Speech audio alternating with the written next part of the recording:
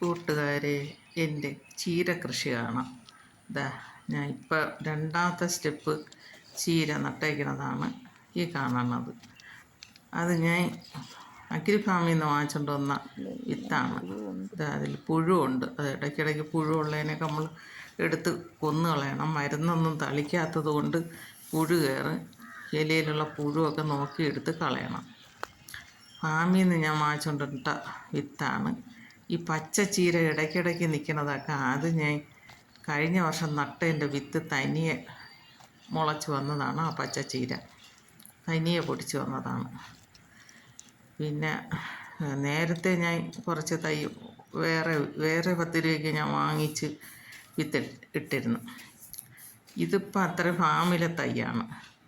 വെറുതെ മണ്ണിളക്കി ചാണകപ്പൊടിയും കോഴിവളവും കൂടെ മിക്സ് ചെയ്ത് ഇളക്കിയിട്ട് വിത്ത് വിതറി കൊടുത്ത് കുറേ ഇറമ്പ് കൊണ്ടുപോയി കുറച്ച് തൈയെ പൊടിച്ചോളൂ. അതാണ് ഈ തൈ. അപ്പം ഇത്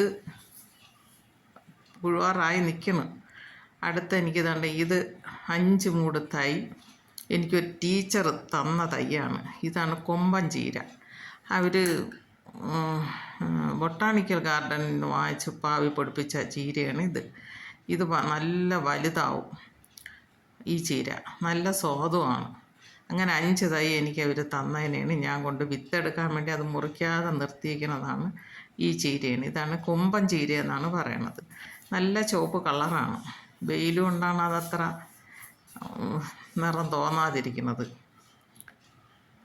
ഇത് ഞാൻ നേരത്തെ കഴിഞ്ഞ പ്രാവശ്യം നട്ട രോബേഗിൽ നട്ട ചീരയാണ്. വിത്തെടുക്കാൻ വേണ്ടി നിർത്തിയിരുന്ന വലിയ മൂടൊക്കെ കാറ്റത്ത് ചാഞ്ഞ് കിടക്കുന്നു. വിത്തിന് വേണ്ടി നിർത്തിയിരിക്കുന്നത് പഴയ മൂടെല്ലാം ഒരു 3-4 പ്രാവശ്യം ഞാൻ അറുത്തെടുത്തിട്ട കുറ്റിയെല്ലാം കൂടെയാണ് പൊടിച്ച് പൂവായിട്ട് നിൽക്കണം. വിത്തിന് വേണ്ടി ഞാൻ നിർത്തിയിരിക്കുന്നതാണ് ഈ ചീരകൾ. എൻ്റെ ഈ വീഡിയോ എല്ലാവർക്കും ഇഷ്ടമായെങ്കിൽ ലൈക്ക് ചെയ്യണം, ഷെയർ ചെയ്യണം, സബ്സ്ക്രൈബ് ചെയ്യണം.